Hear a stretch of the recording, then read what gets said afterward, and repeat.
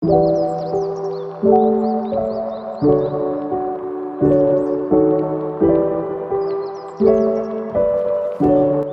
Tuhan, perkenalkan nama saya Femi Eliana Nipar. Saya dari Prodi Pendidikan Agama Kristen, mahasiswi STT Rumah Murid Kristus. Pada video kali ini saya akan menjelaskan mengenai identitas hamba Tuhan. Sebagai hamba Tuhan, kita harus menselaraskan kehidupan kita sesuai dengan identitas kita, yaitu hamba Tuhan.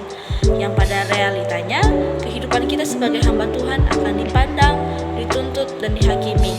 Kehidupan kita sebagai hamba Tuhan akan dipandang oleh orang-orang, akan diobservasi oleh orang-orang, dan kita juga sebagai hamba Tuhan, kehidupan kita akan dituntut kehidupan yang harus memenuhi standar, dan juga kehidupan kita juga akan dihakimi. Namun kita sebagai hamba Tuhan, kita harus memiliki kehidupan yang dapat dipercaya. Sebelumnya kita juga harus mengetahui apa itu hamba Tuhan. Kata hamba atau huporetes terdiri dari dua kata, yaitu hupo dan ereso, di mana hupo yang berarti di bawah dan ereso artinya pendayung. Berarti huporetes artinya budak yang mendayung di kapal Romawi, yang pelayanannya di bawah dan melayani dalam keteraturan. Nah, istilah ini kemudian berkembang, penekanannya pada hamba yang melayani dengan tangannya seperti seorang pendayung yang menggunakan kekuatannya untuk mendayung. Nah, istilah ini juga sering digunakan untuk pengawal raja. Nah, kita sebagai hamba Tuhan, sesuai dengan pengertian huporetes ini, kita harus memberikan kekuatan kita dalam pelayanan kita dengan segenap hati dan tidak dengan setengah hati. Dan dalam pelayanan kita, walaupun pelayanan kita tidak dilihat oleh banyak orang, namun kita harus mengerahkan semua potensi yang ada dalam diri kita. Dan kita juga harus memiliki pelayanan yang teratur, sama halnya dengan proses penciptaan. Bisa saja kan Tuhan menciptakan semuanya dalam satu hari. Bisa saja Tuhan menciptakan manusia di hari pertama atau hari yang kedua.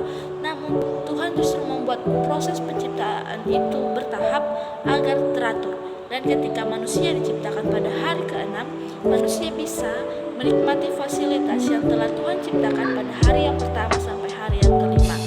Nah, kan hamba Tuhan yang selanjutnya adalah oikonomos. Oikonomos ini tingkatannya lebih tinggi dibandingkan hamba atau budak. Oikonomos bisa juga disebut sebagai pengelola atau manajer atau pengurus. Nah, sebagai hamba Tuhan, kita pastinya berkaitan dengan manajemen. Nah, manajemen ini terdiri dari 3 fungsi, yaitu perencanaan, pelaksanaan, dan pengawasan. Sebagai hamba Tuhan, kita harus bisa dalam perencanaan, pelayanan untuk kedepannya.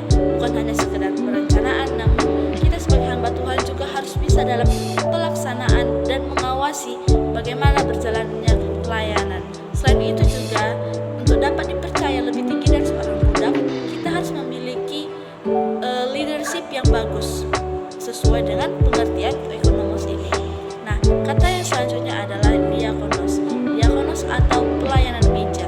Dalam Lukas 17 ayat 7-10, diakonos disebut sebagai orang yang menyediakan makanan dan minuman. Orang yang sama juga disebut doulos atau dalam ayat ke-7. Sementara dalam ayat yang lainnya, pelayanannya disebut dengan istilah dikoneo. Nah, diakonos ini menunjuk pada pelayanan yang siap sedia dalam melaksanakan tanggung jawabnya. Pada ayat yang ke-8 disebutkan, ikatlah pinggangmu dan layanilah aku sampai selesai aku makan dan minum. Nah, maksud dari ikatlah pinggangmu adalah sebagai pelayan kita harus siap dalam melayani tuannya, siap menjadi pelayan yang peka dan memiliki sikap yang tanggap. Nah, kata yang selanjutnya adalah doulos. Doulos berasal dari kata deo yang artinya terikat, terbelenggu, atau terpenjara.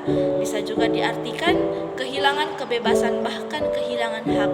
Nah, sebagai hamba Tuhan, kita harus memiliki sikap hati yang mau kehilangan kebebasan, dan kita harus memiliki sikap hati yang mau menghamba, seperti yang tertulis dalam kitab Filipi 2 ayat 5-8. Hendaklah kamu dalam hidupmu bersama menaruh pikiran dan perasaan yang terdapat juga dalam Kristus Yesus, yang walaupun dalam rupa Allah, tidak menganggap kesetaraan dengan Allah itu sebagai milik yang harus dipertahankan, melainkan telah mengosongkan dirinya sendiri dan mengambil rupa seorang hamba dan menjadi sama dengan manusia.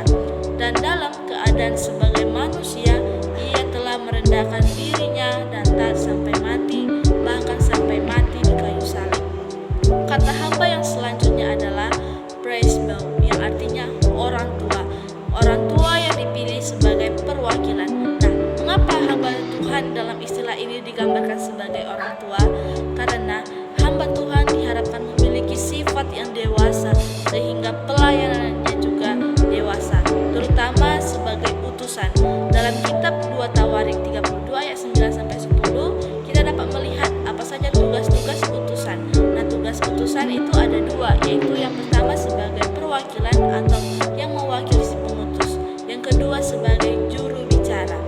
Jadi kita sebagai hamba Tuhan tidak hanya sebagai hamba huporetes yang pelayannya di bawah, namun kita dapat menjadi hamba oikonomos yang sebagai hamba yang tingkatannya lebih tinggi, yang dipercayai pelayanan yang besar. Namun sebelum dipercayakan pelayanan yang besar, kita harus dapat bertanggung jawab dalam pelayanan kecil dan mengerahkan kekuatan dan potensi yang kita miliki dalam pelayanan dengan maksimal. Dan tentunya kita harus memiliki leadership yang bagus dan hati yang mau menghamba. Maka dengan begitu kita dapat dipercayakan untuk melayani pelayanan yang besar. Baiklah, demikian video singkat saya mengenai identitas hamba Tuhan. Tuhan Yesus memberkati. Audio Jungle.